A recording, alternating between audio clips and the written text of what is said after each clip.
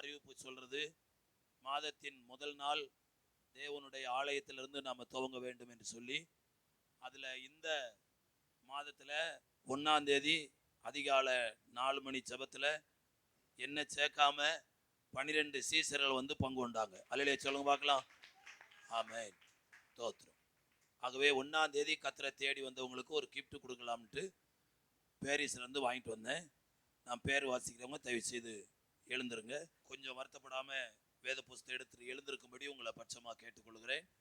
இந்த மாதத்தின் வாக்குத்தத்த வசனத்தை நாம வேதத்திலிருந்து வாசிக்க போகிறோம். ஆதியாகமம் புஸ்தகம் 24ஆம் அதிகாரத்தை எடுத்துக்கொள்ளுங்க. ஆதியாகமம் புஸ்தகம் எடுக்காதவங்க மேல பாருங்க, ஸ்கிரீன்ல பெருசா தெரியும். ஆதியாகமம் 24ஆம் அதிகாரம் முதல் வசனம், இந்த மாதத்தின் வாக்குத்தத்த வசனம்.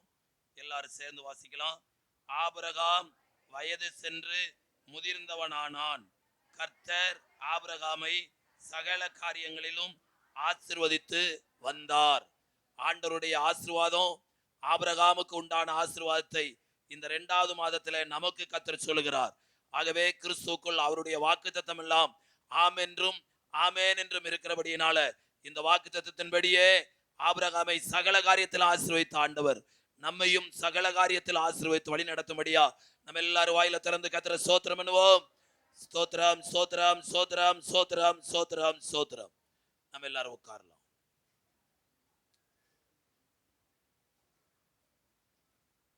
கவனிங்க பிள்ளைங்க நில்லு. தம்பி சண்டே ஸ்கூல் தம்பி, மேல முதல் வானத்துல 2வது வானத்துல நீங்க கூட்டு போனீங்கன்னா இந்த மூலையில ஒரு ஒரு சின்ன ரூம்ல பெரிய பிளாஸ்டிக் பை இருக்கும், பிளாஸ்டிக் கவர் இருக்கும். அதை எடுத்து அப்படியே கீழே போட்டீங்கன்னா வரும். அதுல உட்கார சொல்லுங்க. அப்படி இல்லைன்னா சேர்ஸ் இருக்குது, ஆளுக்கு ஒரு சேர்ஸ் போட்டு சேர்ல உட்கார வச்சு சந்தோஷமா நிம்மதியா நடத்திட்டு வாங்க. கீழே போக வேண்டாம், மேல போங்க.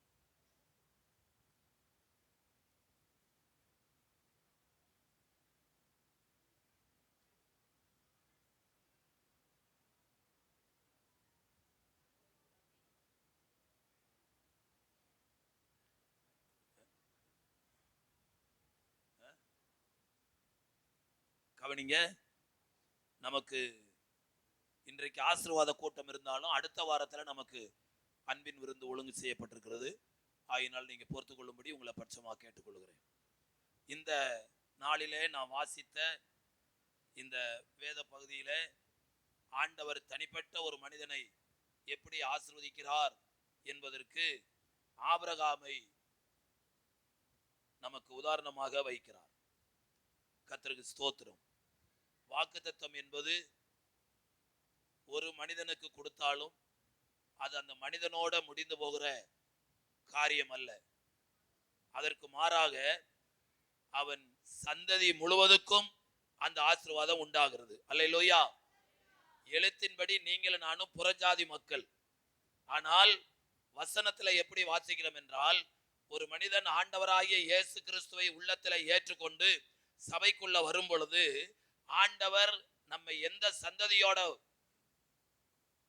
இணைக்கிறார் என்றால், கலாத்தியர் 3ஆம் அதிகாரம் 7வது வசனத்தை வாசிங்க. கலாத்தியர் 3ஆம் அதிகாரம் 7வது வசனம். ஆகையால் விசுவாச மார்க்கத்தார்கள் எவர்களோ அவர்களே ஆபிரகாமின் பிள்ளைகள் என்று அறிவீர்களாக. பாருங்க, நாம எப்படி ரட்சிக்கப்பட்டோம் அப்படிங்கிறத பவுல் எபேசியருக்கு எழுதுகிறார். விசுவாசத்தினால கிருபையினால் கர்த்தர் நம்மளை ரட்சித்தார். ஆண்டவர் மேல யாரெல்லாம் விசுவாசம் வைத்தாங்களோ அவங்களை அவங்களுடைய பிள்ளையா கர்த்தர் மாற்றுகிறார். அப்ப நாம தான் விசுவாச மார்க்கத்தார். இந்த விசுவாசிகளுக்கெல்லாம் தகப்பன் யார் என்றால் ஆபிரகாம். அப்ப கலாத்தியர் 3:7 படி நீங்களும் நானும் ஆபிரகாமின் பிள்ளைகளாய் இருக்கிறோம். அப்ப ஆபிரகாமை சகல விதத்தில் ஆசீர்வதித்த கர்த்தர் அவருடைய சந்ததியில நாமும் ஒரு பிள்ளையா இருக்கிறபடியினால் நம்மையும் ஆண்டவர் சகல விதத்திலும் ஆசீர்வதிப்பார். அல்லேலூயா, அல்லேலூயா, ஆமென். பாத்தீங்கன்னா ஆசீர்வாதத்தை 2 வகையா வேதம் பிரிக்கிறது. ஒன்று இம்மைக்குரிய ஆசீர்வாதம். இம்மைக்குரிய ஆசீர்வாதம் இருந்தா தான் இந்த உலகத்துல நம்ம வாழ முடியும். அப்ப இந்த உலகத்துல வாழும் பொழுது ஆண்டவரை பின்பற்றி வந்த அந்த அந்த ஆபிரகாமை இந்த பூமியில அவனுடைய சொத்து சுகத்தை தாங்கக்கூடாத அளவுக்கு அவன் செல்வ சீமானா இருந்தானோ. அல்லேலூயா, அல்லேலூயா, ஆமென். இப்ப அவருடைய பிள்ளைகளாகிய நமக்கு அதே ஆசீர்வாதத்தை கர்த்தர் கொடுப்பார். நாம விசுவாசித்தால் தேவனுடைய மகிமையை என்ன செய்ய முடியும்? காண முடியும். அல்லேலூயா, ஆமென். இரண்டாவது, ஆபிரகாமுக்கு ஆண்டவர் ஆபிராம் அப்படின்னு பேர் வச்சார், அவங்க தாய் தகப்பன். ஆனா ஆண்டவரை அழைப்பை ஏற்ற வரும் பொழுது ஆண்டவர் சொல்றாரு, ஆபிராம், இனிமே நீ ஆபிராம் என்று அழைக்கப்பட மாட்டாய், ஆபிரகாம் என்று அழைப்பார். சாராய் என்றவருடைய மகள் மனைவி சாராள் என்று அழைக்கப்படுவார். எல்லாம் கவனிங்க. அப்ப கிறிஸ்துக்குள்ள வரும் பொழுது ஆண்டவர் பெயரை மாற்றுகிறார். இதனுடைய உள்ள அர்த்தம் என்ன அப்படின்னா, ஒருவன் கிறிஸ்துக்குள் இருந்தால் புது சிருஷ்டியாய் இருக்கிறான். ஆபிரகாமுடைய குடும்ப பின்னணி என்ன அப்படின்னா, அவங்க அப்பா சிலைகளை செய்து விற்கிறவர். என்கிட்ட ஒருத்தர் சொன்னார், இந்த சிலைகள் எல்லாம் செய்து விற்பனை செய்யறவங்களுடைய குடும்பத்தை பார்த்தீங்கன்னா ஒருத்தர் குடும்பத்தை கூட ஆசீர்வாதம் இருக்க மாட்டாங்க அப்படின்னார். நான் விஜய் பன்னீர்தாஸ் அவங்க நடத்துகிற கோல்டன் பீச்சுக்குள்ள போயிருந்தேன். அப்ப அந்த கோல்டன் பீச்சுக்குள்ள பார்த்தீங்கன்னா அங்கங்க சிலை செய்து வச்சிருக்காங்க, சிலை செய்து கொண்டிருக்கிறாங்க. அப்ப அந்த சிலை செய்து கொண்டிருக்கிறவங்ககிட்ட ஒருத்தர் போய் உட்கார்ந்து கொஞ்சம் நேரம் பேச ஆரம்பிச்சேன். அப்போ அவங்க குடும்பத்துல எத்தனை பேரு, யார் யாரு, என்னென்ன செய்றீங்க அப்படின்னு விசாரிச்சா அவர் சொல்றாரு, எனக்கு பிறந்த மூத்த புள்ள மரிச்சு போச்சு, என்னுடைய மனைவி பாதியில மரிச்சு போயிட்டான், என்னுடைய பிள்ளைங்க நல்லா படிக்க வச்சேன், ஒருத்தர் கூட வேலை கிடைக்கல, ரொம்ப வறுமையில இருக்கிறேன் அப்படின்னு சொன்னார். அப்போ அந்த தொழில் தேவனை கோபப்படுத்துற தொழில். அதை செய்யற ஆபிரகாமுடைய குடும்பத்தில இருந்து இவனை தனியா பிரித்தெடுத்த ஆண்டவரை பின்பற்றி வரும் பொழுது அவனுடைய பெயரை ஆண்டவர் மாற்றுகிறார். உங்களுக்கு எனக்கும் ஆண்டவர் புதிய நாமத்தை கொடுப்பேன்னு சொல்றாரு. அல்லேலூயா, அல்லேலூயா. அதுதான் தேவனுடைய பிள்ளைகள். அல்லேலூயா. ஒரு காலத்துல நம்ம தேவனுக்கு சத்துருக்களா இருந்தோம். ஆனா ஆண்டவரை ஏற்றுக்கொண்ட பொழுதோ அவருடைய பிள்ளைகளா ஆண்டவர் புதிய நாமத்தை கொடுத்து நம்மளை அழைக்கிறார். அல்லேலூயா, ஆமென். அவருடைய நாமத்தின் மேல விசுவாசம் உள்ளவர்களாய் அவரை ஏற்றுக்கொண்டவர்கள் எத்தனை பேர்களோ அத்தனை பேர்களும் தேவனுடைய பிள்ளைகளாகும்படிக்கு என்ன கொடுத்தாராம்? அதிகாரம் கொடுத்திருக்கிறார். அப்ப தேவனுடைய பிள்ளைகளுக்கு உண்டான அதிகாரம் என்ன? இந்த பைபிள் எழுதப்பட்டிருக்கிறது. நாம் அவருடைய பிள்ளைகளானால் அவருடைய சுதந்திரம். ஆமே, அல்லேலூயா. ஆண்டவருடைய சுதந்திரம் வேதத்துல அநேகம் சொல்லப்பட்டிருக்கிறது. அத்தனை சுதந்திரத்துக்கும் ஆண்டவர் நம்மளை பங்காளியா மாற்றுகிறார். அல்லேலூயா, ஆமென். நீதிமானை குறித்து சங்கீதத்துல நீதிமொழிகள்ல அநேக வசனங்கள் வாசிக்கிறோம். கர்த்தருக்கு ஸ்தோத்திரம். அந்த நீதிமானா அவருடைய ரத்தத்தினால கழுவப்பட்டு மாற்றப்பட்டதுனால அத்தனை ஆசீர்வாதம் நமக்கு பங்கு. அதுல ஒரு வசனம், நீதிமானுக்கு ஒரு கேடும் வராது. அல்லேலூயா. ஆண்டவருடைய ரத்தத்தினால கழுவப்பட்டு ஆண்டவருடைய பிள்ளையா வாழ்ந்தா நமக்கு ஒரு கேடும் வராது என்று வேதம் சொல்கிறது. அதை நம்ம அப்படியே விசுவாசிப்போம்னா ஆண்டவர் எல்லா தீமைகளுக்கும் நம்மளை வேலை அடைத்து பாதுகாத்து நம்மளை ரட்சிப்பார். அல்லேலூயா, ஆமென். கர்த்தருக்கு ஸ்தோத்திரம். அப்ப இன்றைக்கு தேவனுடைய பிள்ளைகளாகிய நாம ஆபிரகாம் பெற்றுக்கொண்ட அதே சகலவிதமான ஆசீர்வாதங்களையும் நாம பெற்றுக்கொள்ள ஆபிரகாமுடைய வாழ்க்கை எப்படிப்பட்டதாக இருந்தது என்பதை நாம சிந்தித்து பார்த்து அதை போல நம்முடைய வாழ்க்கையை ஆண்டவருடைய கரத்துல ஒப்பு கொடுப்போமானால் அவர் ஆபிரகாமை சகலவிதத்திலும் ஆசீர்வதித்தவர் நம்மையும் இம்மைக்குரிய ஆசீர்வாதத்தினாலும் மறுமைக்குரிய ஆசீர்வாதத்தினாலும் கர்த்தர் நம்மை ஆசீர்வதிப்பார். அல்லேலூயா, ஆமென். அப்போ இந்த சகல காரியத்திலும் ஆசீர்வாதத்தை பெற்றுக்கொள்ள முதல் காரணம் நீதிமொழி ஆதியாகமம் 24ஆம் அதிகாரம் முதல் வசனத்திலேயே வாசிக்கிறோம். போதும். என்ன பாருங்க, ஆபிரகாம் வயது சென்று முதிர்ந்தவனா நான். முதிர்ச்சி. இந்த முதிர்ச்சிக்கு வேற ஒரு வார்த்தை வளர்ச்சி. ஆண்டவருடைய பிள்ளைங்க கிறிஸ்துவை ஏற்றுக்கொண்டால் மாத்திரம் போதாது. ஏற்றுக்கொண்ட நாம கிறிஸ்துவிலே படிப்படியா வளர்ச்சி அடைய வேண்டும். உதாரணமா பவுல் கொரிந்து சபையை பார்த்து சொல்றார். 1 கொரிந்தியர் 13ஆம் அதிகாரம் 11வது வசனத்தை வாசிங்க. 1 கொரிந்தியர் 13:11. நான் குழந்தையாய் இருந்த பொழுது குழந்தையை போல பேசினேன், குழந்தையை போல சிந்தித்தேன், குழந்தையை போல யோசித்தேன். நான் புருஷனான பொழுதோ குழந்தைக்கேற்றவைகளை ஒழித்து விட்டேன். பாருங்க, இது கர்த்தர் செய்ய மாட்டார். குழந்தையாய் இருந்த பொழுது குழந்தையை போல சிந்தித்தேன், யோசித்தேன், பேசினேன். இந்த 3 காரியம். ஆனா புருஷனான பொழுது குழந்தை பருவத்திலிருந்து டீனேஜ் ஆகி முதிர்ச்சி அடையும் பொழுது இந்த குழந்தைக்குரிய சிறு பிள்ளைத்தனத்தை என்னை விட்டு நான் அகற்றி விட்டேன் என்கிறார்.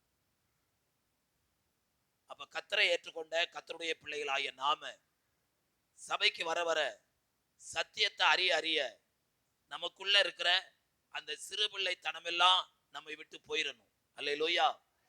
அதை நாம ஒழித்து விட வேண்டும். அப்ப நம்ம ஆவிக்குரிய மக்களாய் முதிர்ச்சி அடைந்தவர்களாய் நம்முடைய சிந்தையில ஒரு முதிர்ச்சி, நம்முடைய வளர்ச்சியில ஒரு முதிர்ச்சி, நம்முடைய ஆவிக்குரிய வாழ்க்கையில ஒரு முதிர்ச்சி காணப்பட வேண்டும். கர்த்தருடைய பரிசுத்த நாமம் மகிமைப்படுவதாகும். ஆண்டவருடைய பிள்ளைகளுக்கு இன்னொரு பேர் என்னன்னா ஆவிக்குரிய மக்கள்.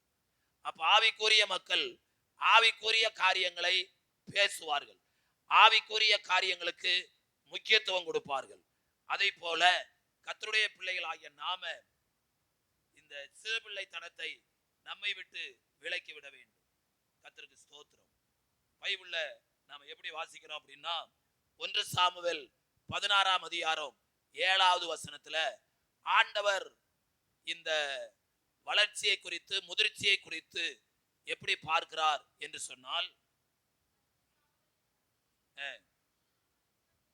நீ இவருடைய முகத்தையும் சரீர வளர்ச்சியையும் பார்க்க வேண்டாம், நான் இவனை புறக்கணித்தேன், மனுஷன் பார்க்கிறபடி நான் பாரேன். மனுஷன் முகத்தை பார்ப்பான், கர்த்தரோ இருதயத்தை பார்ப்பார். பாருங்க, ஆண்டவருடைய பார்வையும் மனுஷனுடைய பார்வையும் எப்படி இருக்குது? இஸ்ரவேல்ல முதல் ராஜாவாக ஒருத்தன் அபிஷேகம் பண்ணும்படியா ஈசாய் வீட்டுல போய் உட்கார்ந்துகிட்டு இருக்கிறான் சாமுவேல். உன்னுடைய பிள்ளைகள்லாம் வர சொல்லு, நான் இன்னைக்கு விருந்துக்கு வந்திருக்கிறேன் அப்படின்னு சொல்லி ஒவ்வொரு பிள்ளைகளா வர்றான். அவங்க பிள்ளைங்க ஒரு சில பேர் மிலிட்டரியில இருக்கிறவங்க, ராணுவத்தில் இருக்கிறாங்க. ஆளை பார்த்தா பலசாலியா இருப்பாங்க. அப்ப இந்த பலசாலியா ஆள் இப்படி வரும் பொழுது இவன் தோற்றத்துல ராஜா மாத்தா இருக்கிறான், இவனா இருக்குமோ அப்படின்னு மனசுல நினைக்கிறாரு. ஆண்டவர் சொல்றாரு, நீ இவனுடைய முக தோற்றத்தை சரீர வளர்ச்சிய பாராத. நான் மனுஷன் பார்க்கிற விதமா பார்க்கறது இல்ல, நான் எதை பார்க்கிறேன்? உள்ளத்தை பார்க்கிறேன், இருதயத்தை பார்க்கிறேன். இருதயத்துல இவங்க எல்லாம் கோழைகளா இருக்கிறாங்க, ஆனா சரீரத்துல பலசாலிகளா இருக்கிறாங்க. இவங்களை நான் புறக்கணிச்சிட்டேன். அப்போ 7 பிள்ளைங்க வர்றாங்க, 7 பிள்ளைகளும் இல்லைங்கிறார். அப்ப சாமுவேல் கேட்கிறான், வேற பிள்ளைங்க இருக்குதா? ஒருத்தர் இருக்கிறான், அவன் ஆடுகளுக்கு பின்னே வர்றான். அவன் ஆளை கூப்பிட்டு வா, அவன் வர்ற வரைக்கும் நான் பந்தியில உட்கார மாட்டேங்கிறான். அப்ப தாவீது வந்த உடனே அவன் சின்ன பையனா இருக்கிறான், மீச கூட முளைக்கல. ஆண்டவர் சொல்றாரு, இவனை தான் நான் தெரிந்து கொண்டேன் அப்படிங்கிறார். அப்போ ஆண்டவருடைய பார்வையில நம்முடைய வளர்ச்சி, நம்முடைய முதிர்ச்சி எப்படி இருக்குது? சபைக்கு நம்ம எத்தனை வருஷமா வர்றோம்? நம்ம ரட்சிக்கப்பட்டு எத்தனை நாள் ஆச்சு? அந்த முதிர்ச்சியான எண்ணம் நமக்குள்ள வர வேண்டும். அந்த முதிர்ச்சியான அந்த தன்மை நமக்குள்ள வர வேண்டும். கர்த்தருடைய பரிசுத்த நாமத்துக்கு மகிமை உண்டாகும். அப்போ அந்த முதிர்ச்சி ஒரு வளர்ச்சிக்கு அடையாளமாக காணப்படும். நாம எப்படிப்பட்டவர்களாய் ஆண்டவருக்குள்ள வளருகிறோம்? பைபிள் சொல்லப்பட்டிருக்குது, அந்த பிள்ளை ஆவியிலே வளர்ந்தது. அப்ப ஆவிக்குரிய வாழ்க்கையில நான் வளர்ச்சி அடைய வேண்டும். சங்கீதங்களின் புஸ்தகம் 92வது சங்கீதம் 12வது வசனம் இப்படி சொல்லுகிறது, நீதிமான் பனையை போல செழித்து லீபோனில் உள்ள கேதருவை போல வளருவான். லீபோன் நீதிமானா வாழ்ந்தா வாழ்க்கையில செழிப்பா இருக்க முடியும். நீதிமானா வாழ்ந்தா செழிப்பு மாத்திரமல்ல, வளர்ச்சி உண்டாகும். அப்ப இன்றைக்கு ஆவிக்குரிய வாழ்க்கையில நாம் தேவனுக்கென்று வளர்கிறவர்களாயிருக்க வேண்டும். மல்கியா தீர்க்கதரிசன புஸ்தகம் 4ஆம் அதிகாரம் 2வது வசனம் இப்படி சொல்லுகிறது, நீங்கள் வெளியே புறப்பட்டு போய் கொழுத்த கன்றுகளை போல் வளர்வீர்கள். எப்படிப்பட்ட வளர்ச்சி? கொழுத்த கன்றுகளை போல ஒரு வளர்ச்சி. அப்ப இன்றைக்கு ஆண்டவரை ஏற்றுக்கொண்டு கர்த்தருடைய சபைக்கு வர்ற நாம ஆவிக்குரிய வாழ்க்கையில வளரும் பொழுது இந்த ஆவிக்குரிய வாழ்க்கைக்கு முக்கியத்துவம் கொடுக்கிற அத்தனை பேரையும் ஆண்டவர் சமுதாயத்தில் வாழுகிற அந்த வாழ்க்கையினுடைய சகல தேவைகளுக்கும் கர்த்தர் யெகோவா ஈரவா இருந்து வழி நடத்துவார். அல்லேலூயா. அதற்கு உதாரணம், சாலமோனிடத்தில் ஆண்டவர் கேட்ட பொழுது நீ விரும்பினதை கேள் என்று சொன்னார். அவன் தேவை ஞானத்தை விரும்பி கேட்டான். அவன் கேட்காத ஐஸ்வர்யத்தை கர்த்தர் அவனுக்கு கொடுத்தார். சாலமோனுடைய நாட்களிலே வெள்ளி ஒரு பொருட்டாக எண்ணப்படவில்லை என்று எழுதப்பட்டிருக்கு. அந்த அளவுக்கு கர்த்தர் அவனை ஆசீர்வதித்தார். ஆண்டவருக்கு மகிமை உண்டாகட்டும். அப்படியானால் இன்றைக்கு கர்த்தருடைய பிள்ளைகளாகிய நாம ஆபிரகாமை போல சகல காரியத்திலும் ஆசீர்வதிக்கப்பட ஆவிக்குரிய வாழ்க்கையில ஒரு முதிர்ச்சியான நிலைமைக்குள்ள நான் வர வேண்டும். நம்முடைய வளர்ச்சி, நம்முடைய முதிர்ச்சி யாரை போல இருக்க வேண்டும்? சில நேரம் நம்ம நினைக்கிறோம் அவரை போல நம்ம தேவையில்லை, கர்த்தருக்கு ஸ்தோத்திரம், அவங்க ஜெபம் பண்ணவே தெரியல, நான் ஜெபம் பண்றேன், அவங்க பைபிள் தப்பு தப்பா வாசிக்கிறாங்க, நான் தப்பு இல்லாம வாசிக்கிறேன், அப்ப அவங்கள காட்டி நான் பரவாயில்லை அப்படின்னு நினைக்கிறோம். இல்ல, பைபிள்ல நம்முடைய ஆவிக்குரிய வாழ்க்கைக்கு உதாரணம் யாரு அப்படின்னா எபேசியர் 4ஆம் அதிகாரம் 11வது வசனத்துல எபேசு பட்டணத்துக்கு பவுல் எழுதுகிறார். எபேசியர் 4:11, மேலும்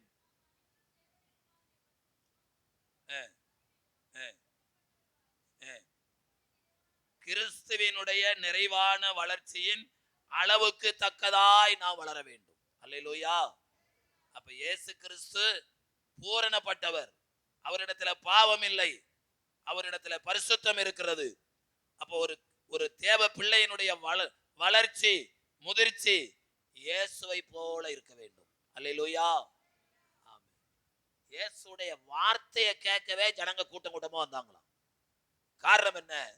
அவருடைய வார்த்தை கிருபை பொருந்தின வார்த்தையா இருந்ததாம். அவருடைய வார்த்தையை கேட்கும் பொழுது மனிதர்களுடைய மனம் மர்வமாகிற அந்த அனுபவத்துக்கு வந்துச்சு. அப்போ அவரை பின்பற்றுகிற, அவருடைய அபிஷேகத்தை பெற்றுக் கொண்டிருக்கிற நம்முடைய வார்த்தையும் எடுத்தேன் கவுத்தம்னு பேசாதபடி ஆண்டவருடைய சுபாவத்தை வெளிக்காட்டுற ஒரு வார்த்தையா இருக்க வேண்டும். அப்ப இப்படிப்பட்ட இயேசு கிறிஸ்துவை போல வளர்ச்சி அடைகிற, முதிர்ச்சி அடைகிற அனுபவத்துக்கு நாம என்ன செய்யணும்? பேதுரு சொல்றாரு, 1 பேதுரு 2ஆம் அதிகாரம் 3வது வசனம். 1 பேதுரு 2ஆம் அதிகாரம் 3வது வசனம். நீங்கள் வளரும்படி புதிதாய் பிறந்த குழந்தைகளைப் போல திருவசனமாகிய களங்கமில்லாத ஞானப்பாலின் மேல் வாஞ்சையாயிரு. முதல்ல என்ன எதிர்பார்க்கிறாரு? ஒரு கர்த்தருடைய பிள்ளை வளர்ச்சி அடையணும்னா வாஞ்ச இருக்கணும். நான் வளரணும், நான் முதிர்ச்சி அடையணும். ஜெபம் பண்ணுவதில், வேத வாசிப்புல, சபை கூடி வருவதில், தேவனுக்கு ஊழியம் செய்வதில், தேவனுக்கு கொடுப்பதில், ஒவ்வொரு காரியத்திலையும் நான் முதிர்ச்சி அடைய வேண்டும், வளர்ச்சி அடைய வேண்டும். கர்த்தருக்கு ஸ்தோத்திரம். வாஞ்சை இருந்தால் ஆண்டவருடைய வசனம் சொல்லுகிறது, அவன் என்னிடத்துல வாஞ்சையா இருக்கிறபடியால் நான் அவனை விடுவிப்பேன். அப்போ ஆவிக்குரிய வாஞ்சைய தாகத்தை கர்த்தர் நம்மகிட்ட எதிர்பார்க்கிறார். அப்ப தினமும் நம்ம வேதத்தை வாசிக்க அந்த முதிர்ச்சி, அந்த வளர்ச்சிய கர்த்தர் நமக்குள்ளே தருகிறார். 2 பேதுரு 3ஆம் அதிகாரம் 18வது வசனத்துல ஆண்டவருடைய பிள்ளைகள் எதிலே அதிகமா வளர்ச்சி அடைய வேண்டும்?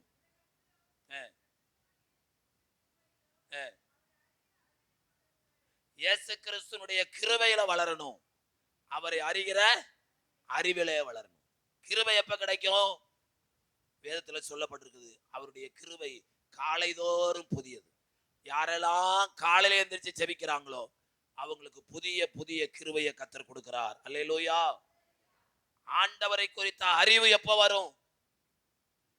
வேதத்தை வாசிக்க வாசிக்க ஆண்டவர் என்ன விரும்புகிறார்? ஏசாயா 1:3 சொல்லுகிறது, மாடு தன் எஜமானையும் கழுதை தன் முன்னணையை அறியும், என் ஜனங்களுக்கு அறிவும் இல்ல உணர்வும் இல்லைங்கிறார். அப்போ ஒவ்வொரு நாளும் வேதத்தை முக்கியத்துவப்படுத்தி வேதத்தை நல்லா வாசிப்போம்னா ஆவிக்குரிய வாழ்க்கையில ஒரு முதிர்ச்சி அடைந்த நிலைமை. ஆபிரகாம் சகல காரியத்தில் ஆசீர்வதிக்கப்பட அவன் ஒரு முதிர்ச்சி உள்ள ஒரு மனுஷனாய், வளர்ச்சி அடைந்த ஒரு மனுஷனாய் இருக்கிறான். ஆகவே நீங்களும் நானும் இந்த புதிய ஆண்டுல ஒரு மாதத்தை கடந்த 2வது மாதத்துக்குள்ள வந்திருக்கிற நாம ஒரு முதிர்ச்சியான நிலைமைக்குள்ள கடந்து போக கர்த்தர் நமக்கு கிருபை செய்வாராக. இரண்டாவதாக, ஆபிரகாம் சகல காரியத்தில் ஆசீர்வதிக்க அவனுடைய வாழ்க்கையில காணப்பட்ட காரியம் 26ஆம் அதிகாரம் 4வது வசனம். ஆபிரகாம் என் சொல்லுக்கு கீழ்ப்படிந்து என் விதிகளையும் கற்பனைகளையும் நியமங்களையும் பிரமாணங்களையும் கை கொண்டபடியினால் வானத்தின் நட்சத்திரங்களை போல பெருக்கும். அல்லேலூயா. நம்முடைய ஆவிக்குரிய வாழ்க்கையில, சமுதாய வாழ்க்கையில ஒரு பெருக்கமான ஆசீர்வாதத்தை கர்த்தர் நம்ம கொடுக்கணும்னா நல்லா தெரிஞ்சு கொள்ளுங்க. நீங்க கையில வச்சிருக்கிற பைபிள் ஆதியாகமம் தொடங்கி வெளிப்படுத்தின விஷயம் வரைக்கும் ஆண்டவருடைய சொல், ஆண்டவருடைய வார்த்தை. அந்த வார்த்தைக்கு யாரெல்லாம் தங்களுடைய வாழ்க்கையில கீழ்ப்படுகிறாங்களோ அவங்களை கர்த்தர் அப்படிப்பட்ட ஆசீர்வாதத்தினால, பெருக்கமான ஆசீர்வாதத்தினால வைக்கிறார். பரிசுத்த வேதத்துல கீழ்ப்படிதலை குறித்து ஆவியானவர் என்ன சொல்கிறார்? 1 சாமுவேலின் புஸ்தகம் 15ஆம் அதிகாரம் 22வது வசனம் சொல்லுகிறது, பழியை பார்க்கிலும் கீழ்ப்படிதலே உத்தமம். அல்லேலூயா. ஆமென். பழியிடுவதை பார்க்கிலும் ஆண்டவருடைய வார்த்தைக்கு என்ன செய்யணும்? கீழ்ப்படியணும். அப்ப நீங்களும் நானும் இன்றைக்கு ஒரு காரியத்தை தீர்மானம் பண்ணணும். ஒவ்வொரு நாளும் வேதத்தை வாசிக்கிறோம், ஒவ்வொரு நாளும் ஜெபம் பண்றோம். ஆண்டவர் நம்ம கிட்ட என்னென்ன வார்த்தையை கொண்டு பேசுறாரோ அந்த வார்த்தைக்கு உடனே நான் கீழ்ப்படுகிற ஆண்டவரேன்னு சொல்லி ஆண்டவருடைய சமூகத்துல கீழ்ப்படியணும். ஆபிரகாம் விசுவாசத்துல தகப்பன் என்று அழைக்கப்பட்டான். அந்த அளவுக்கு அவன் முதிர்ச்சி அடைந்தான். ஆகையினால ஒரு காரியத்துல ஆண்டவனை டெஸ்ட் பண்ணும்படியா விரும்பினார். அது என்ன காரியம்? உண்மையிலேயே ஆபிரகாமுக்கு எனக்கு பயப்படுற பயம் இருக்குதா அப்படின்னு நினைச்சு ஒரு நாள் சொல்றாரு, ஆபிரகாமே 22:2 வாசிங்க, உன் புத்திரனும் உன் ஏக சுதனும் உன் நேசகுமாரனுமாகிய ஈசாக்கை இப்பொழுது அழைத்து கொண்டு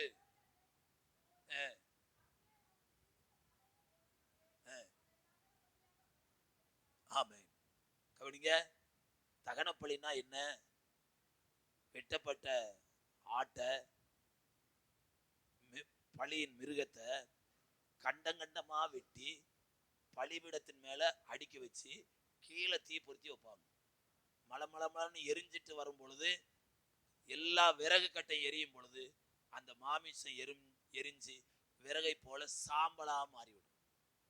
3வது வசனம் சொல்லுது, ராத்திரி சொன்ன உடனே அப்படியே கீழ்ப்படிஞ்சு அவன் 10 மணி வரைக்கும் தூங்கிட்டு கொஞ்சம் யோசனை பண்ணி போகலாமா அப்படின்னு நினைக்கலாமா, அதிகாலையில எழுந்திருந்தான்.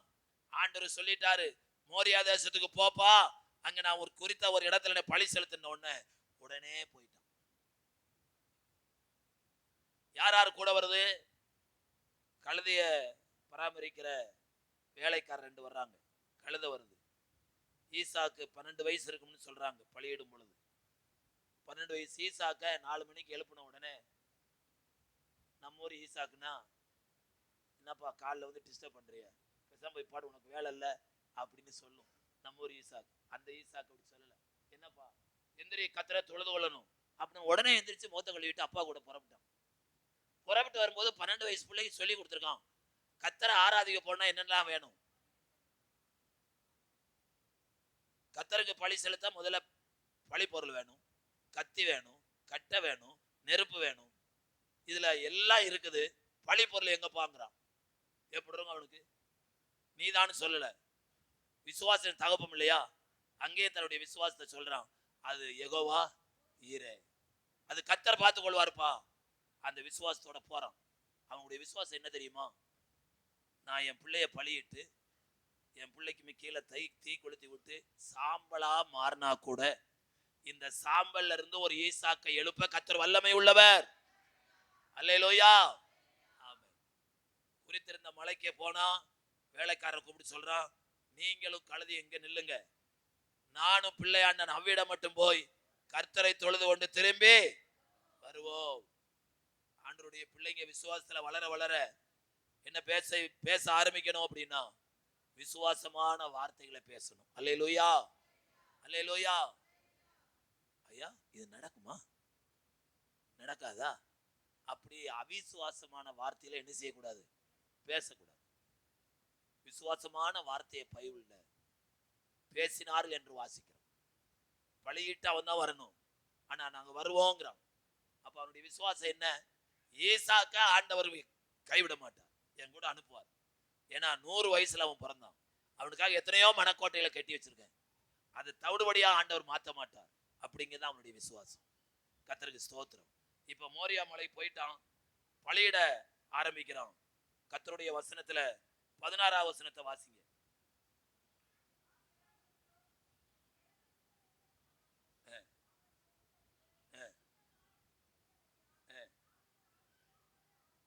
இல்ல இல்ல, முதல்ல இருந்து வாசிங்க. 16.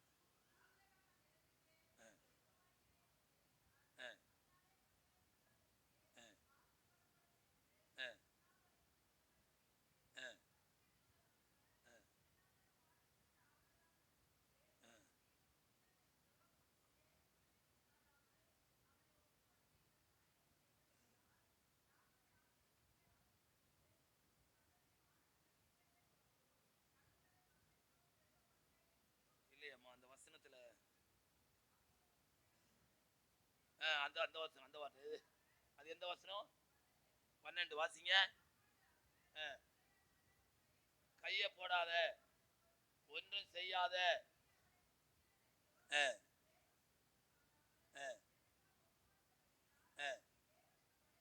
போதும். அல்லேலூயா, அல்லேலூயா. இந்த இந்த டெஸ்ட கர்த்தர் வைக்க காரணம் என்ன அப்படின்னா, ஆபிரகாமுக்குள்ள உண்மையிலேயே கர்த்தருக்கு பயப்படுற பயம் இருக்குதா அப்படின்னு கண்டுகொள்ளத்தான். ஒரு மனுஷன் கர்த்தருக்கு பயந்தவனா இருந்தா ஆண்டவர் கேட்டதை யோசிக்காம கொடுத்துருவான். அல்லேலூயா, அல்லேலூயா. இன்றைக்கு ஆண்டவர் கேட்கிறார், மகனே உன் இருதயத்தை எனக்கு என்ன செய், தா. உன் முழங்கால எனக்கு தா, உன் உழைப்பை எனக்கு தா, உன்னையே எனக்கு தான் ஆண்டவர் கேட்கிறார். எவ்வளவு நேரம் வீணா விருதா செலவழிக்கிறோம். ஆண்டவருடைய சமூகத்துல எத்தனை மணி நேரம் வேதத்தை வாசிக்கிறோம், எத்தனை மணி நேரம் ஜெபத்துல தரித்திருக்கோம். ஆண்டவர் நம்முடைய பொருளை அல்ல, அவர் நம்மையே கேட்கிறார். ஆபிரகாம் கத்திய ஓங்கின பொழுதுதான் கண்டுகொண்டார், நீ கர்த்தருக்கு பயப்படுகிறவன். 100 வயசுல பெத்த பிள்ளைய இப்படி எனக்கு ஒப்பு கொடுத்தபடியினால நீ உண்மையிலேயே கர்த்தருக்கு பயப்படணும் அறிந்து கொண்டப்பா. கர்த்தருக்கு ஸ்தோத்திரம். பின்னாடி திரும்பி பார்த்தா ஒரு ஆட்டுக்கடா கத்திட்டு நிக்குது. ஈசாக்கு பதிலா அந்த கடாவை பிடித்து ஆண்டவருக்கு பலி செலுத்தி அவன் என்ன சொல்லி போனானோ அதேபடி ஈசாக்கும் ஆபிரகாமும் திரும்பி வந்தாங்க. அல்லேலூயா, அல்லேலூயா. அப்படியானால் தேவ பிள்ளைகளாகிய நாம ஆண்டவருடைய வார்த்தைக்கு கீழ்ப்படியும் பொழுது கீழ்ப்படுகிற ஒவ்வொரு தேவ பிள்ளைகளையும் கர்த்தர் ஆசீர்வதிக்கிறார். அல்லேலூயா. நமக்கு நமக்கு மிக முக்கியமான முன்மாதிரி மனிதர்கள் அல்ல, இயேசு கிறிஸ்து. அல்லேலூயா. அப்போஸ்தலனாகிய பவுல் பிலிப்பியர்களை நிருபம் 2ஆம் அதிகாரம் 8வது வசனத்துல இயேசு கிறிஸ்துடைய வாழ்க்கையில கீழ்ப்படிதல் எப்படி இருந்தது என்று சொல்லுகிறார். வாசிங்க.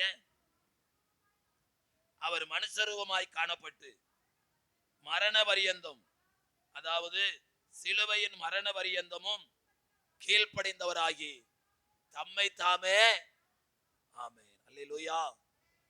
கீழ்ப்படிதல் தாழ்த்துவதற்கு அடையாளமாயிருக்கு. எப்ப எல்லாம் தேவ சமூகத்துல கர்த்தருடைய வார்த்தையை கீழ்ப்படுகிறோமோ அப்பொழுதெல்லாம் நம்மை தேவ சமூகத்துல தாழ்த்துகிறோம். ஆபிரகாம் தன்னை தாழ்த்தினான், ஆபிரகாம் தேவனுடைய வார்த்தைக்கு கீழ்ப்படிந்தான். ஆகவே சகல காரியத்திலும் கர்த்தர் அவனை ஆசீர்வதித்தார். கர்த்தருடைய வார்த்தையை கேட்டுக்கொண்டிருக்கிற தேவ ஜனமே, கர்த்தருடைய பிள்ளைகளே, இன்றைக்கு உங்களுடைய வாழ்க்கையில குடும்பத்துல எந்த காரியத்துல நீங்க குறைவுள்ளவர்களாக இருக்கிறீங்க, அந்த காரியத்தை கர்த்தர் நிறைவாய் ஆசீர்வதிக்க வேண்டுமானால் ஆபிரகாமை போல ஆண்டவரே உம்முடைய வார்த்தைக்கு நான் கீழ்ப்படிவேன் என்று உங்களை ஒப்பு கொடுத்தா ஆண்டவர் அந்த நிறைவை நமக்குள்ள கட்டளையிடுவார். அல்லேலூயா. அவன் முதிர்ச்சி அடைந்து உள்ளவனானான், அவன் கீழ்ப்படிந்தான்.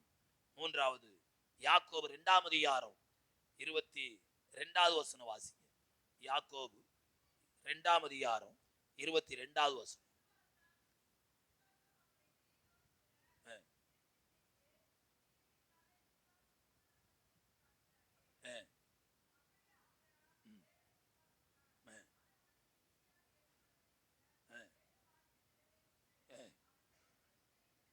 போதும். ஆபிரகாம் தேவனுடைய சிநேகிதன் எனப்பட்டான். அல்லேலூயா சொல்லுங்க பார்க்கலாம். அல்லேலூயா. சகல காரியத்துல எப்படி ஆசீர்வதிக்கப்பட்டான்? தேவன் அவன் தேவனா மாத்திரமல்ல, ஒரு சிநேகிதனை போல ஆண்டவரோடு பழகினான், ஆண்டவரை நேசித்தான். உங்களுக்கு தெரியுமா சிநேகிதன் அப்படிங்கிற வார்த்தைக்கு என்ன அர்த்தம்? நீதிமொழிகள் 17:17 சொல்லுகிறது.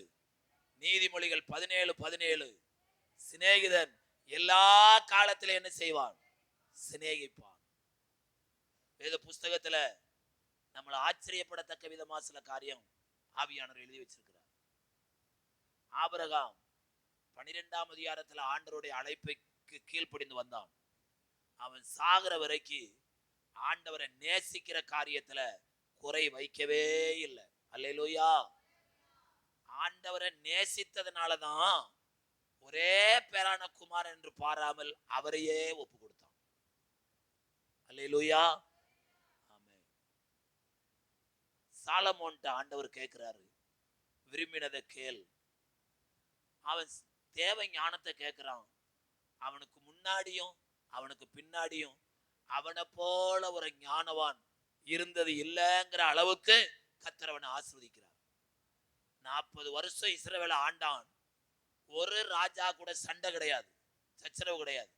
அமைதியான ஒரு ஆட்சியை செய்தான்.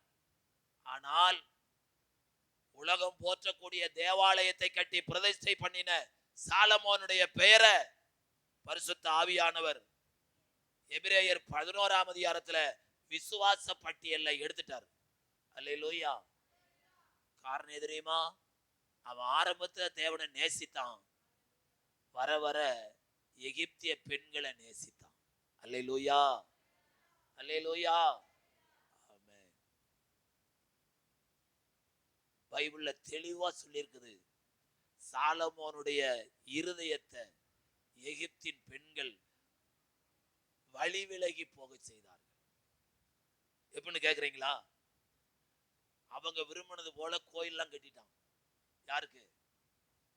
எகிப்தியர்களுக்கு. அந்த எகிப்தியர் பெண்களை வச்சிருந்தானே, அவங்க என்னங்க நீங்க மாத்திரம் போய் 3 தரம் ஜெபம் பண்றீங்க, எங்களுக்கு ஜெபம் பண்ற வழியில ஒரு கோயில் கட்டுங்க அப்படின்னு ஒண்ணு கோயில் கட்டிட்டான். அப்புறம் நாங்க மாத்திரம் எப்படி போறது, நீங்களும் வாங்கல. ஐயோ, நான் இஸ்ரவேலின் தேவனுடைய பிள்ளை, நாங்கெல்லாம் வரக்கூடாது. உங்களை என்ன பணிஞ்சு கொள்ள சொல்றேன், சும்மா கூட வாங்க.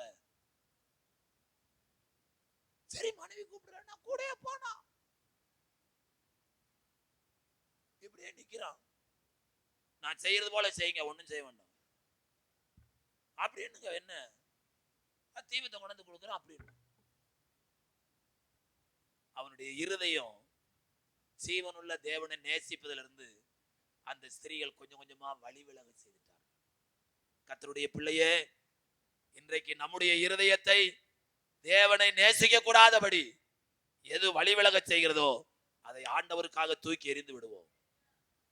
ஆண்டவர் சொன்னபடி முழு மனதோடு, முழு ஆத்மாவோடு, முழு பலத்தோடு நம்முடைய ஆண்டவரை நாம் நேசிப்போமானால், தேவனுக்கு சிநேகிதனை போல நேசித்த ஆபிரகாமை கர்த்தர் சகல காரியத்திலும் என்ன செய்தார்?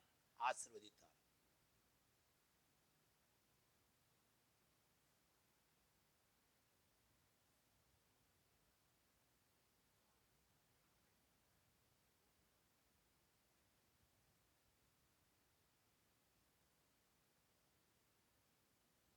அல்லேலூயா. அல்லேலூயா. அப்படியானால் ஆண்டவருடைய பிள்ளைகளாகிய நாம இந்த சரீரத்துல ஜீவன் இருக்கிற வரைக்கும் இந்த உலகத்துல எல்லாத்தை காட்டிலும் ஆண்டவரை மாத்திரம் நம்ம நேசிக்க ஒப்பு கொடுப்போம். அல்லேலூயா. அவர் நம்மை நேசிக்கல, நாம் அவரை நேசிக்கல. அவர் தான் நம்மளை முதல்ல என்ன செய்தாரு? நேசித்தார். ஆண்டவர் நம்மகிட்ட எதிர்பார்க்கலாம், நாம் அவரை நேசிக்கணும், அவருடைய சமூகத்துல வரணும், அவரை மனதார துதிக்கணும் அப்படிங்கிறத அவர் விரும்புறாரு. அதை நாம வேற எந்த காரியத்திற்கும் விட்டு விடவே கூடாது. ஆண்டுடைய சமூகத்துல வந்து அவருடைய வார்த்தைக்கு கீழ்ப்படிந்து அவரை ஒரு சிநேகிதனை போல அவரிடத்துல பழகி, சிநேகிதர் ஒருத்தருக்கு ஒருத்தர் எப்படி பேசிக்கொள்வாங்க உங்களுக்கு தெரியும். அந்த விதமா ஆண்டவரோடு ஐக்கியம் வைத்திருந்தோம், ஆண்டவரோடு உறவு வைத்திருந்தோம். அந்த உறவை இந்த உலகத்துல யாராலும் பிரிக்க முடியல.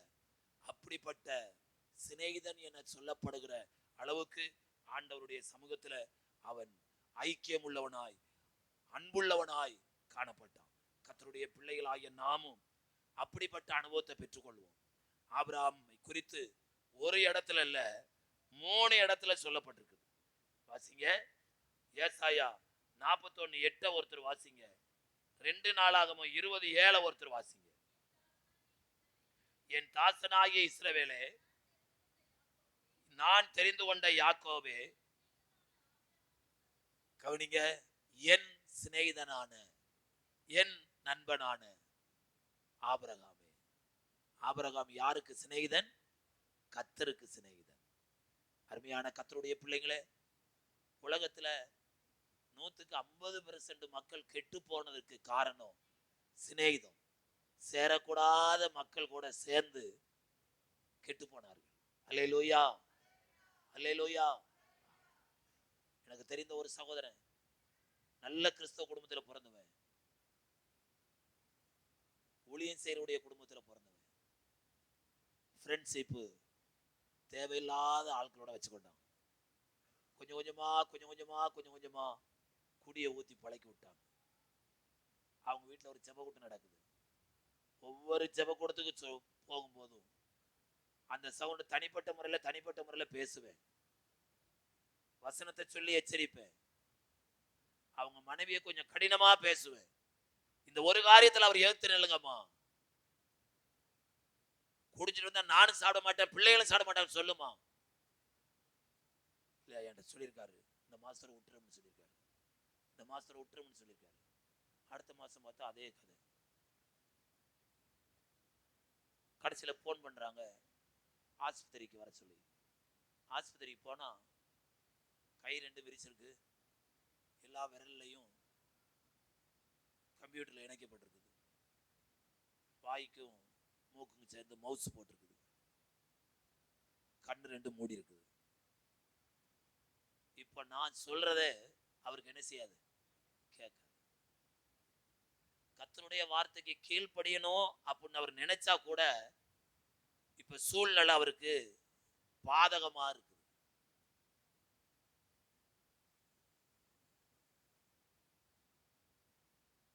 நாமளும் எவ்வளவோ போராடி செபிச்சோம். கர்த்தர் அவர் கொடுத்த நாட்களையும் காலங்களையும் வீணா விருதாவா உதாசீனப்படுத்தி செலவழிச்சிட்டார். ஜோம் பண்ணிட்டு வீட்டுக்கு வர்றேன், அடுத்த போன்ல கதறி அழுகுறாங்க 2 சின்ன வாலிப பிள்ளைங்க. கர்த்தருக்கு ஸ்தோத்திரம். வாழ வேண்டிய வயதுல இந்த உலகத்தை விட்டு போகக்கூடிய சூழ்நிலை சேராத சிநேகிதரோடு சேர்ந்ததுனால. கர்த்தருடைய பிள்ளைங்களே, ஆபிரகாமை கர்த்தர் ஆசீர்வதிக்க 3வது காரணம், ஆபிரகாம் தேவனுக்கு சிநேகிதன் எனப்பட்டான். என் சிநேகிதனாகிய ஆபிரகாமே, எவ்வளவு பெருமை பாருங்க. ஆண்டவர் சொல்றாருமா, என் சிநேகிதனாகிய ஆபிரகாம். 2 நாளாகமம் 20:7 வாசிங்க.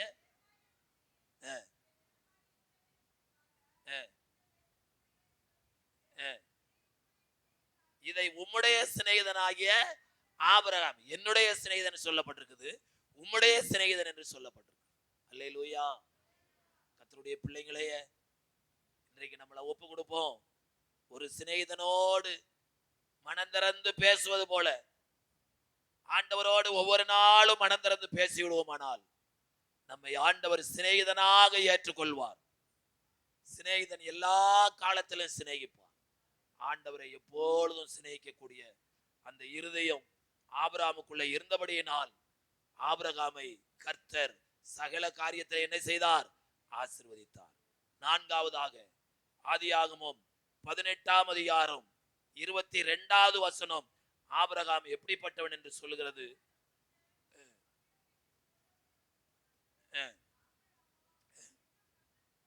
ஆபிரகாமோ பின்னும் கர்த்தருக்கு முன்பாக நின்று கொண்டிருந்தான்.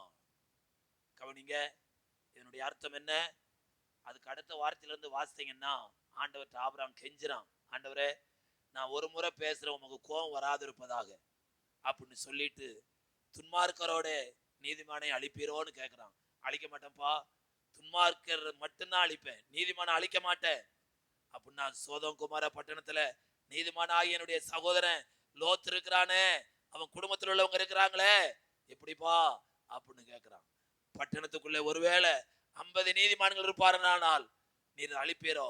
50 நீதிமான்கள் நிமித்தமா அந்த பட்டணத்தை நான் என்ன செய்ய மாட்டேன்? அழிக்க மாட்டேன். எப்ப மழை பெய்தோ அப்ப முதல் செய்தி எப்படி வரும்? வருகிற புயல் எல்லாம் சென்னையை நோக்கி 22 மைல் வேகத்துல வருது அப்படிம்பாங்க. கர்த்தருக்கு ஸ்தோத்திரம். சென்னையில கொஞ்சம் கர்த்தருடைய பிள்ளைகளா இருக்காங்க, கொஞ்சம் நீதிமானா இருக்கிறாங்க, எவ்வளவோ ஆயிரக்கணக்கான நீதிமானங்கள் இருக்காங்க. அந்த நீதிமானங்கள் நிமித்தமா சென்னைக்கு வர்ற அத்தனை புயலையும் அருமையான கர்த்தருடைய பிள்ளைகளை கர்த்தர் வழி விலகி அனுப்ப செய்கிறார். அதற்கு காரணம் என்ன? நீதிமான்கள் பட்டணத்துல இருந்தால் அந்த பட்டணம் களி கூறும். அந்த பட்டணத்துக்கு வர்ற ஆபத்தை ஆண்டவர் மாற்றி போடுவார். ஆண்டவருடைய ரத்தத்தினால கழுவப்பட்ட அத்தனை பேரும் தேவனுடைய பார்வையில் எப்படிப்பட்டவங்களா இருக்கிறாங்க? நீதிமானா இருக்கிறாங்க. அப்ப ஆபிரகாமை போல சகோதரனுக்காக பட்டணத்துக்காக பரிந்து பேசுகிற ஒரு செப வீரனா ஆண்டவர் எங்களை மாற்றும்னு ஒப்பு கொடுப்போம்னா, இயேசு எப்படி செபித்தார்னு பைபிள்ல வாசிக்கிறோமே, அப்படிப்பட்ட செப வீரர்களா கர்த்தர் நம்மளை மாற்றி விடுவார். வேத புஸ்தகத்துல மார்க் சுவிசேஷம் 6ஆம் அதிகாரம் 46வது வசனத்துல இயேசு தனிமையாய் போய் செபித்தார்னு இருக்கு. எப்படி செபித்தாராம்? தனிமையாய் போய் செபித்தார். இன்றைக்கு ஆண்டவருடைய பிள்ளைங்க தன்னந்தனியா செபிக்க நம்ம கற்றுக்கொள்ள வேண்டும். மத்தேயு 26ஆம் அதிகாரம் 42வது வசனத்துல தேவ சித்தத்துக்கு தன்னை ஒப்பு கொடுத்து, ஆகிலும் பிதாவே என்னுடைய சித்தத்தின்படி அல்ல உம்முடைய சித்தத்தின்படியே என்ன செய்ய கடவுது ஆக கடவுது என்று தேவ சித்தத்துக்கு ஒப்பு கொடுத்து செபித்தார். தேவ சித்தத்துக்கு ஒப்பு கொடுத்து செபித்தார். மார்க் 1ஆம் அதிகாரம் 35வது வசனத்துல வனாந்தரமான ஒரு இடத்துல போய் அவர் ஜெபம் பண்ணினார் என்று எழுதப்பட்டிருக்கு.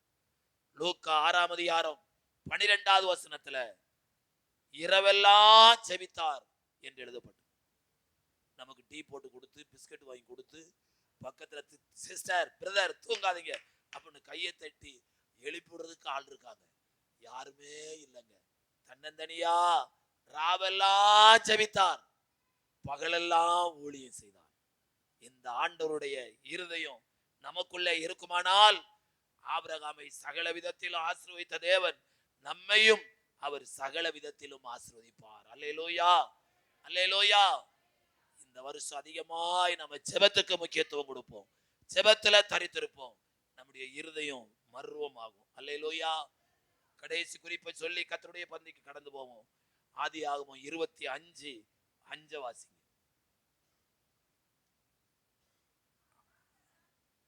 ஆபிரகாம் தனக்கு உண்டான யாவையும் ஈசாக்குக்கு கொடுத்தான். இந்த வசனம் ஆபிரகாம் யார் என்று சொல்லுகிறது? கொடுக்கிறவன். ஆபிரகாம் என்ன செய்கிறவன்? அதுவும் தனக்கென்று வைக்காம, தனக்கு இருக்கோ இல்லைன்னு பாராம எல்லாவற்றையும் ஈசாக்கிட்ட என்ன செஞ்சிட்டான்? கொடுத்துட்டான். இதை நம்ம ஜீரணிக்கலாம். என் சொந்த பிள்ளை அதனால கொடுத்துட்டான். ஆனா இதை விட மேலான ஒரு கொடுத்தல் இருக்குது. அது எங்க இருக்குன்னா, ஆதியாகமம் 14ஆம் அதிகாரம் 20வது வசனத்தை வாசிங்க. ஆதியாகமம் 14ஆம் அதிகாரம் 20வது வசனம்.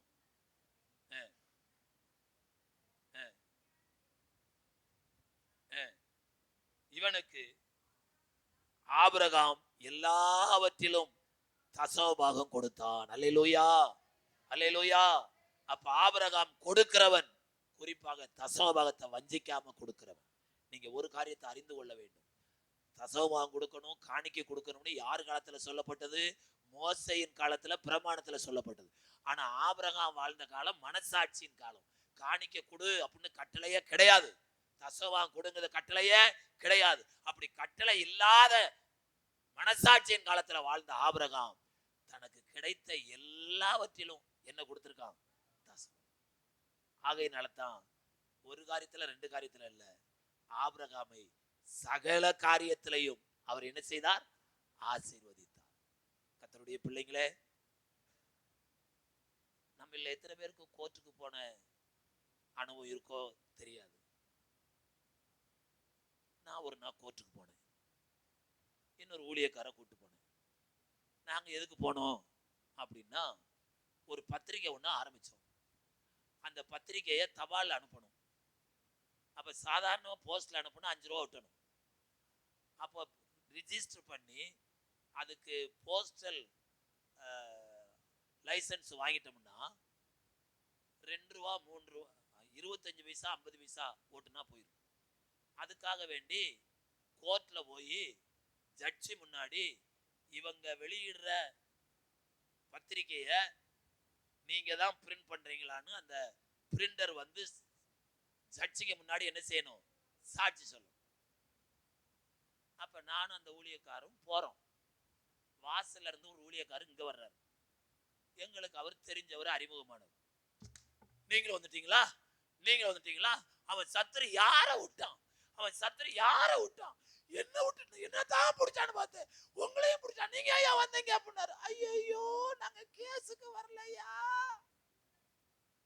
நாங்க பத்திரிக்கைக்காக வந்திருக்கோம். அவன் விட மாட்டான் ஐயா. அதவே தான் சொல்றாரு 10 முறை. அல்லேலூயா. இந்த கோர்ட் கேஸ்னு போனா முதல்ல பண செலவு, ரெண்டாவது மன உளைச்சல், மூன்றாவது நம்முடைய நேரத்தை அநியாயமா திருடிடுவாங்க. இது உங்களுக்கு விளங்காது, போனவங்களுக்கு தான் விளங்கும். அல்லேலூயா, அல்லேலூயா.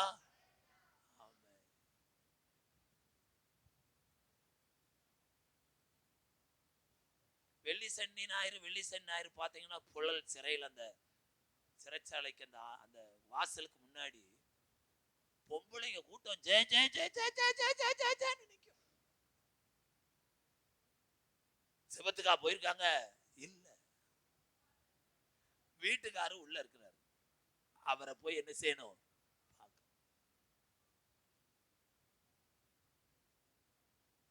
என்ன ஒரு நாள் நந்தம்பாக்கத்துல ஒரு ஐயா இந்தி போராட்டத்துல போயிட்டாரு, ஜெயில இருக்காரு. அவரை பார்க்கறதுக்கு அவங்க அண்ணன் வர்றாரு. நீங்க வர்றீங்களா? வர்றேன், நான் ஜெயிலுக்கு வந்தது இல்லையா அப்படின்னு. அப்போ ஒரு பெரிய தூக்கு, இது என்னையா அப்படின்னாரு. தம்பி கருவாட்டு குழம்புனா அப்படி பிரியமா சாப்பிடுவாரு.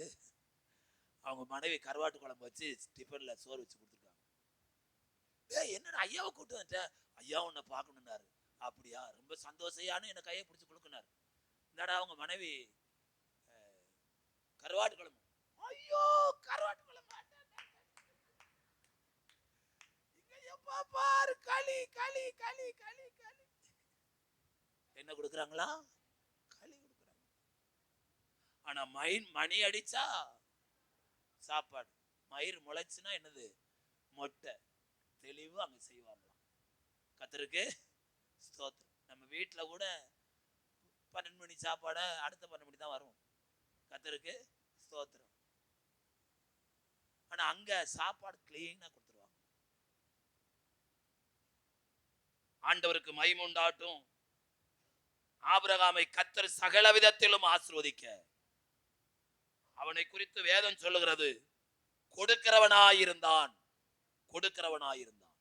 கர்த்தருடைய பிள்ளைங்களே, நாம் ஆண்டவருக்கு கொடுக்கிறவர்களாய் இருந்தால் கொடுக்கிற மக்களை கர்த்தர் கீழாக்காமல் மேலாக்குவார், வாளாக்காமல் தலையாக்குவார். நம்முடைய மேன்மை நாம கொடுப்பதில் இருக்குது. ஆபிரகாம் தனக்கு கிடைத்த எல்லாவற்றிலும் தசமபாகம் கொடுத்தான் என்று வேதம் சொல்லுகிறது. நான் சுருக்கி சொல்லுகிறேன், இந்த கர்த்தருக்கு கொடுக்கிற விஷயத்தை குறித்து அப்போஸ்தலனாகிய பவுல் கொரிந்து பட்டணத்துக்கு எப்படி எழுதுகிறார் என்றால், 2 கொரிந்தியர் 9ஆம் அதிகாரம் 6வது வசனம் இப்படி சொல்லுகிறது, சிறுக விதைக்கிறவன் சிறுக அறுப்பான், பெருக விதைக்கிறவன் பெருக அறுப்பான். 7வது வசனம், அவனவன் விசனமாயும் அல்ல கட்டாயமாயும் அல்ல, தன் மனதிலே நியாமித்தபடியே கொடுக்க கடவன். உற்சாகமாய் கொடுக்கிற இடத்தில் தேவன், கவனிங்க, அப்ப கர்த்தருக்கு கொடுக்கிற அந்த அனுபவத்தை நிலத்துல விதைக்கிறதுக்கு ஒப்பா சொல்லி இருக்குது.